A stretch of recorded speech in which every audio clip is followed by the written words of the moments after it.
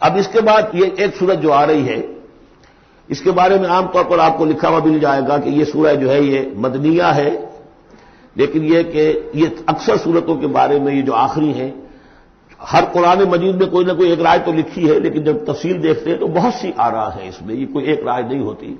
میں نے جب تحقیق کی ہے تو حضرت عائشہ صدیقہ رضی اللہ تعالی عنہ کے قول کے مطابق یہ سورت بھی مکی ہے، مدنی نہیں ہے۔ سورۃ البینہ، بسم اللہ الرحمن الرحیم، لم یکن الذین کفروا من اہل الکتاب والمشرکین منفکین حتی تأتیہم البینہ، نہیں تھے وہ لوگ جنہوں نے کفر کیا تھا اہل کتاب میں سے اور مشرکین میں سے کہ انہیں علیحدہ کر دیا جاتا یا باز آ جاتے، حتی تأتیہم البینہ، جب تک کہ ان کے پاس بینہ نہ آ جاتی ہے۔ ظاہر بات ہے کہ وہ گمراہی میں مبتلا تھے، کوئی بین چیز آئے، کوئی واضح چیز آئے جس سے کہ ان کو محسوس ہو جائے، شعور ہو جائے کہ ہم گمراہی پر ہیں۔ اور یا اس کا مفہوم یہ ہے کہ جب تک بین ان کے اوپر بات نہ آ جائے اس وقت تک انہیں کاٹا نہیں جا سکتا، انہیں اپنے سے علیحدہ نہیں کیا جا سکتا۔ منفک جو ہے یہ دونوں طریقے سے معنی دے گا۔ اب قابل غور کیا بات ہے، وہ بینہ کیا ہے؟ رسول من اللہ یتلو صحفا مطہرۃ فیہا کتب قیمہ، ایک رسول اللہ کی جانب سے جو تلاوت کرتے ہیں پاکیزہ اوراق کی، اور وہ فیہا، ان اوراق میں کیا ہے؟ بڑی مضبوط کتابیں لکھی ہوئی ہیں، احکام ہیں اللہ کے۔ کتاب کا لفظ خاص طور پر میں بتاتا آیا ہوں آپ کو کہ یہ احکام شریعت کے لیے آتا ہے۔ فیہا کتب قیمہ، یہ ہے وہ چیز کہ جب اللہ کا رسول اللہ کی کتاب لے کر آ جائے تو یہ بینہ اب ہو گئی، اب بات واضح ہو گئی، اب کسی شک و شبے کی گنجائش نہیں رہی۔ یہی سورہ طلاق میں ہم نے پڑھا تھا ذکرہ، قد انزلنا الیکم ذکرا رسولا یتلو علیکم آیاتہ، تو یہ جو ہے رسول جب تلاوت کرتا ہے، گویا کہ رسول اور کتاب مل کر بینہ بنے، اللہ کی کتاب، اس کا معلم رسول مل کر بینہ بنے۔ اس اعتبار سے بینہ اور ذکرہ کی جو تعبیر ہوئی ہے اور اس کی ڈیفینیشن جو ہوئی ہے سورہ بینہ میں اور سورہ طلاق میں، وہ بہت اہم ہے۔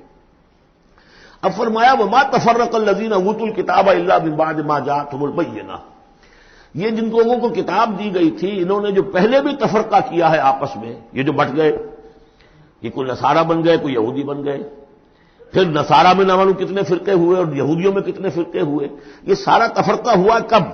الا من بعد ما جاءتهم البینہ، مگر یہ کہ ان کے پاس بینہ آ چکی تھی، گویا کہ اس کے اب جرم کی وہ پورے طور پر اس کی سزا کے سزاوار ہو چکے۔ وما امروا، یہ آیت اس اعتبار سے بہت اہم ہے کہ دین کا پھر وہی خلاصہ جو ہم نے پڑھا تھا بہت ہی شدت کے ساتھ سورہ زمر میں، وہ پھر آ گیا۔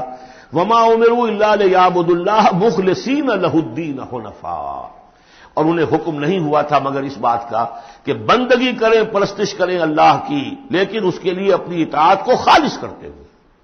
یہ نہیں کہ نماز تو اللہ کی پڑھ رہے ہیں لیکن یہ کہ اور کام اپنے نفس کی مرضی کے مطابق کر رہے ہیں، وہاں اللہ کے حکم کو ٹھکرا دیا ہے۔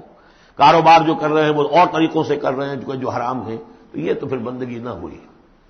یہ تو وہ بات ہو گئی افتؤمنون ببعض الکتاب وتکفرون ببعض، کیا تم ہماری کتاب اور شریعت کے ایک حصے کو مانتے ہو اور ایک کو رد کر دیتے ہو؟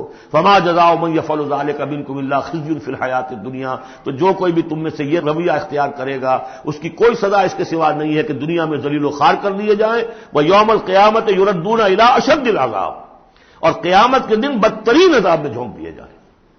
دنیا کی رسوائی تو آج ہمارے ماتھے پر لکھی ہوئی ہے۔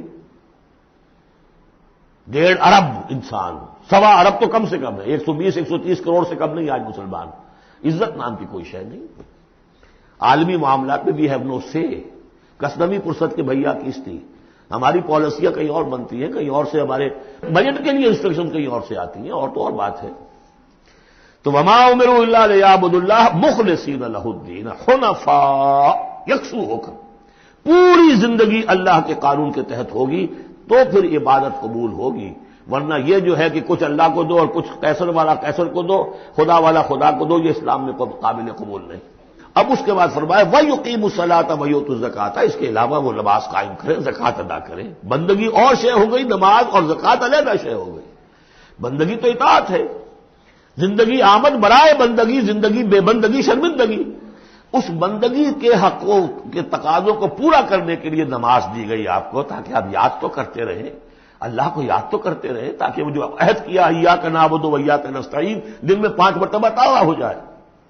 اس کو حفیظ نے کہا ہے، سرکشی نے کر دیے دھندلے نقوش بندگی، آؤ سجدے میں گریں، لوح جبین تازہ کریں۔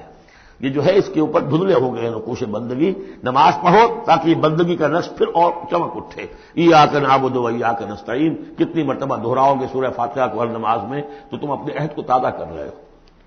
اور زکات دو. وذالک الدین القیمہ یہی ہے سیدھا دین ہمیشہ کا دین. ان الذین کفروا من اہل الکتاب والمشرکین بے شک وہ لوگ جنہوں نے کفر کی روش اختیار کی خواہ وہ اہل کتاب میں سے تھے یہود اور نصارہ والمشرکین خواہ وہ مشرکین میں سے تھے فی نار جہنم خالدین فیہا وہ ہوں گے جہنم کی آگ میں اس میں ہمیشہ ہمیشہ رہیں گے. اولئک ہم شر البریہ یہ یقیناً بدترین خلائق ہے. ان الذین آمنوا وعملوا الصالحات اس کے برعکس وہ لوگ جو ایمان لائے جنہوں نے نیک عمل کیے اولئک ہم خیر البریہ یہ بہترین خلائق ہے. اللہم ربنا اجعلنا منہم اللہ تعالی ہمیں ان میں شامل ہونے کی توفیق عطا فرمائے. جزاؤہم عند ربہم جنات عدن تجری من تحتہا الانہار خالدین فیہا ابدا ان کا بدلہ ہوگا ان کے رب کے پاس وہ باغات رہنے والے باغات ریزیڈینشل گارڈنز جن کے دامن میں ندیاں بہتی ہوں گی اور جس میں وہ رہیں گے ہمیشہ ہمیشہ ہمیشہ ہمیشہ. یہ مقام اور ایک سورہ تغابن جو ہم نے پڑھی تھی اس وقت میں نے وہ بات کا تذکرہ نہیں کیا تھا.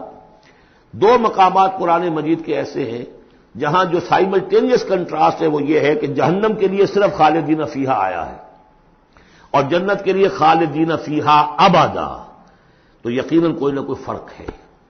ویسے جہنم کے لیے بھی قرآن میں دوسرے مقامات پر ابدا بھی آیا ہے اور پھر سارا کچھ لیکن جہاں کنٹراسٹ آ جائے جو فوری ہو تو یہ جو سائملٹینیس کنٹراسٹ کے حوالے سے چنانچہ اسی بنیاد پر امت کے دو بڑی عظیم شخصیتوں کی رائے یہ ہے کہ جہنم ابدی نہیں ہے ایک وقت میں آ کے کھوکھلی ہو جائے گی ختم ہو جائے گی. یا تو وہ جہنمی وہ ہوں گے کہ جن میں خیر کا سرے سے کوئی ایلیمنٹ ہی نہیں انہیں جلا کر راکھ کر دیا جائے گا معدوم ہو جائیں گے جیسے حیوانات معدوم ہو جائیں گے. اور اگر کوئی خیر کا ایلیمنٹ ہے تو جیسے بھٹی میں چڑھا کر دھو کر کپڑا نکال لیا جاتا ہے ایسے ہی وہ ان کی روح جو ہے وہ نکال لی جائے گی اور وہ پھر جنت میں پہنچ جائیں گے. لیکن یہ عام اہل سنت کا عقیدہ نہیں ہے یہ نوٹ کر لیجئے کہیں آپ میرے خلاف کوئی فتوی نہ آپ کروا دیں. لیکن یہ ہے کہ دو افراد ہیں جو بہت عظیم ہیں. ایک تو یہ کہ جو یوں سمجھیے کہ شیخ اکبر کہلاتے ہیں صوفیہ میں بہت چوٹی کی شخصیت محی الدین ابن عربی. دوسرے وہ شخص کہ جو ہر اعتبار سے محی الدین ابن عربی سے بہت شدید اختلاف کرتے ہیں بہت شدید اختلاف امام ابن تیمیہ. اور جو یوں سمجھیے کہ سلفی جو المسلک جو لوگ بھی ہیں دنیا میں ان کے نزدیک سب سے بڑے امام جو ہے سب سے بڑے عالم وہ امام ابن تیمیہ ہے رحمۃ اللہ علیہ. ان کی رائے بھی یہی ہے. تو دو عظیم اشخاص کا اس پر متفق ہو جانا متفق گردید رائے بو علی بارائے من تو یہ وہ یقیناً جو ہے اس قابل تھا کہ میں آپ کو اس کا تذکرہ ذکر بتا دوں. رضی اللہ عنہم یہ لوگ جو ہیں وہ لوگ کہ ان الذین آمنوا وعملوا الصالحات اولئک هم خیر البریہ جزاؤہم عند ربہم جنات عدن تجری من تحتہا الانہار خالدین فیہا ابدا رضی اللہ عنہم ورضوا عنہ اللہ تعالیٰ ان سے راضی ہو گیا اور وہ اس سے راضی ہو جائیں گے. جب جائیں گے وہاں تو اللہ تعالیٰ وہ کچھ دے گا کہ راضی ہو جائیں گے. ذالک لمن خشی ربہ یہ ان کے لیے ہے جو اپنے رب سے ڈرتے رہے. اللہم ربنا اجعلنا منہم اللہم ربنا اجعلنا منہم. بارک اللہ لی ولکم فی القرآن العظیم ونفعنی وإیاکم بالآیات والذکر الحکیم.